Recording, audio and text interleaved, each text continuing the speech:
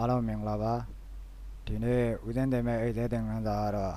လူတစ်ယောက်ရဲ့မွေးတက်ကလေးကိုရိုက်ထည့်လိုက်တာနဲ့ဒီလူဟာဘယ်နှစ်ဘယ်နှစ်လဘယ်နှစ်ရက်ရှိပြီဆိုတာကိုဖော်ပြတဲ့တင်ခန်းစာပါ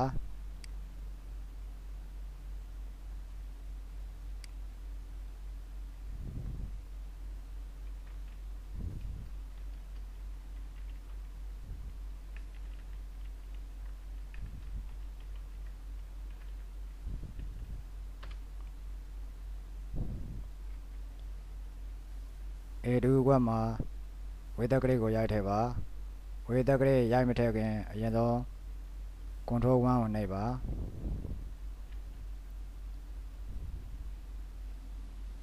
ပြီးရင်ဒိတ်ကိုနှိပ်ပါ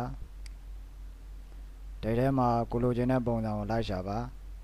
တကယ်လို့ကိုလိုချင်တဲ့ပုံစံမရှိဘူးဆိုရင်တော့ Custom ကိုနှိပ်ပါဟိုဒီတိုက်ဆိုတဲ့စာကြောင်းရဲ့အောက်က4000ကွက်ထဲမှာကိုလိုချင်တဲ့ပုံစံရိုက်တယ်ပါဦးစင်းကတော့ရက်လာနှစ်ပုံစံရိုက်ထည့်ထားပါတယ်ပြီးပြီဆိုတော့ OK ကိုနှိပ်ပါနမူနာအနေနဲ့ဦးစင်းရဲ့မွေးတက်ကလေးကိုပဲရိုက်ထည့်လိုက်ပါမယ်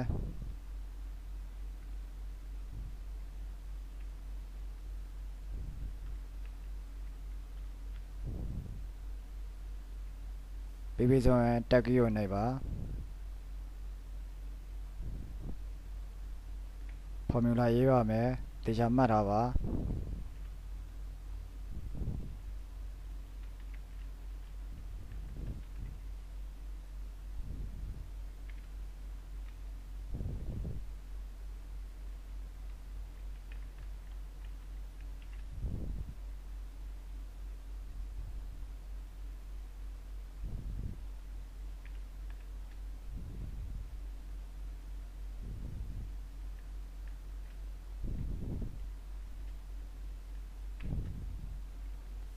ပြီးရင်အန်တာကိုနှိပ်ပါ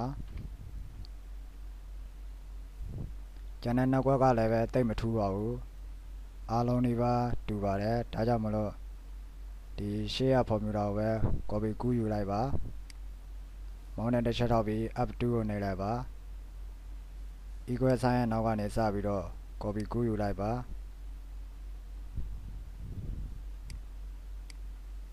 ပြီးရင်အဆုံးမှာမောင်းနဲ့တစ်ချက်နှိပ်ပြီးတော့အန်တာနှိပ်ပါ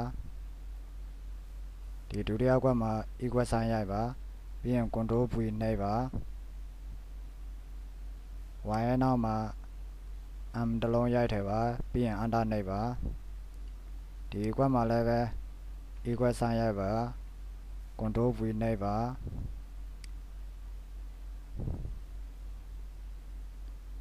Y ကိုဖြတ်ပြီး MD လို့ရိုက်ပါပြီးရင် Enter နှိပ်ပါဒါဆိုလို့ရှိရင်ဦးတင်အသက်ဟာ29နှစ်3လနဲ့21ရက်ရှိပါပြီတကယ်လို့တခြားလူတွေရဲ့အသက်ကိုတွက်မယ်ဆိုရင်တော့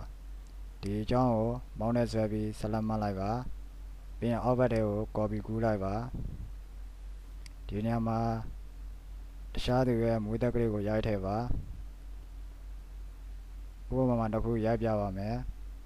9ရက်9လ2000ပြည့်နှစ်ပါ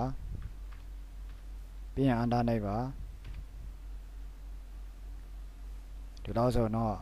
နားလည်မယ်လို့ထင်ပါတယ်